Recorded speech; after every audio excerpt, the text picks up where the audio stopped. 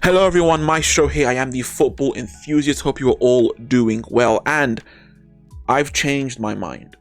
I've changed my mind about Lionel Messi and Inter Miami.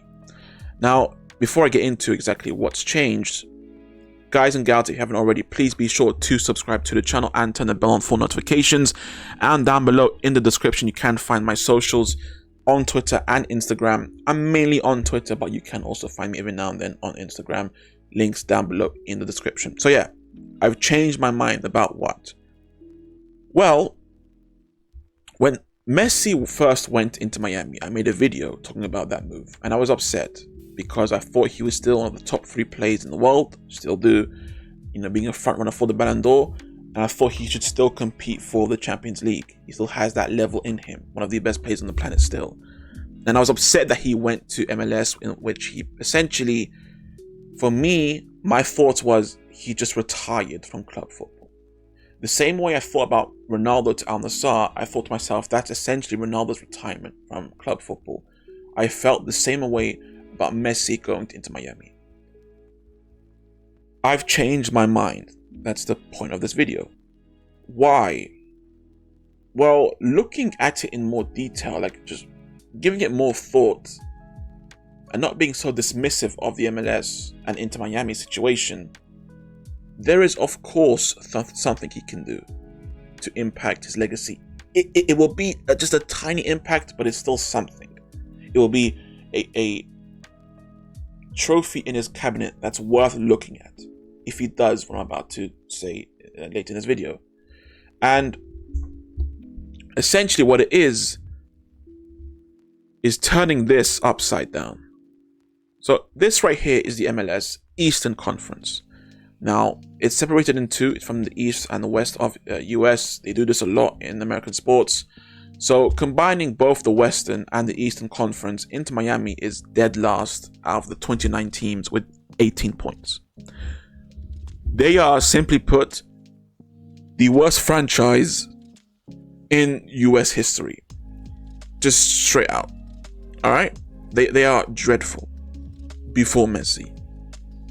Now Messi has come in, and so far his results are as such: win against Cruz Azul, 94th minute free kick stunner; win against Atlanta United, a brace from Messi; win against Orlando, a second brace from Messi; win a draw, then win on penalties against Dallas, a third brace for Lionel Messi; 85th minute equalizer from a free kick. He's 4 for 4 so far. And giving it more food for thought, it will, for me, affect his legacy in a good way if he can turn this upside down, if he can keep this up. Because before him, I've already shown you the table before Messi. The results: St. Louis, loss; DC, draw; Columbus, draw; Philadelphia, loss; win; loss; win again; loss. You guys get the point. Without Messi, this is the worst franchise in American sports. And ultimately, if he can turn this around, it is a plus on his legacy. Now, in terms of how big of a plus, look, it's not a league title. No, in the top 5 leagues, no, it's not. It's of course nowhere near the Champions League. It's not that, but it is something to be excited about. The possibility of happening. It gives Messi fans, or just fans of football in general, to still be excited to watch Messi. Because look, for me, watching great goals and great plays is fine, but I can't watch it if it's at a low level. Sometimes I can't watch the Championship or League One, even though we see some great goals in there, but it's hard to watch those leagues because I know there's levels above them. And yeah, but with Inter Miami, you have a situation here is that this is a team down in the dumps. If Messi can turn this around, this is a plus for Messi's legacy. I truly believe that. I truly believe that. And there will be those that say, there are some Ronaldo fans that bring up the point that, when Ronaldo scores for Al Nassr, no one cares. But when Messi scores for Inter Miami, everyone cares. This is just complete media bias. No. For goodness sake, add some context to it. Alright? I've already stated it out.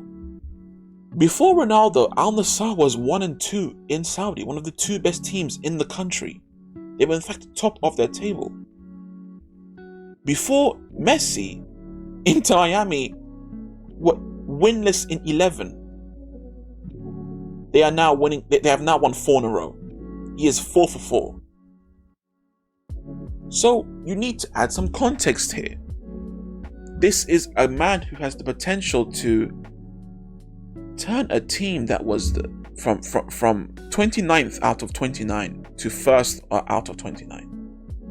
And in Ronaldo, his best case scenario is 1-2 being 1. So yes, I will say, it's not bias, it's the truth. I will say to you that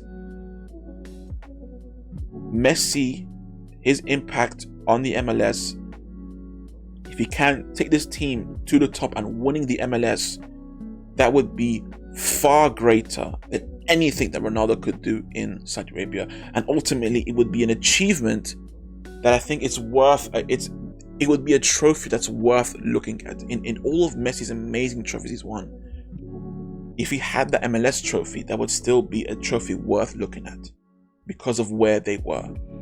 Worst franchise in MLS history. If he can turn that around, I don't care how bad the league is, it's football, it's a team sport. If he can be the catalyst to turn it all upside down, literally upside down, that for me is a huge plus. And it does have an impact on his legacy in a good way. And yes, a trophy worth looking at in his huge trophy cabinet. Those are my general thoughts, guys. That's kind of what I wanted to talk about today. Now, do you agree? Do you disagree? Comment down below. Let me know what you guys think. Have you been watching Messi in US? I've watched him a few times, not so much other times because it's on far too late. But yeah, if you guys liked, please leave a like. If you want to see more, please subscribe for more. Have a great day, and as always, take care of yourselves.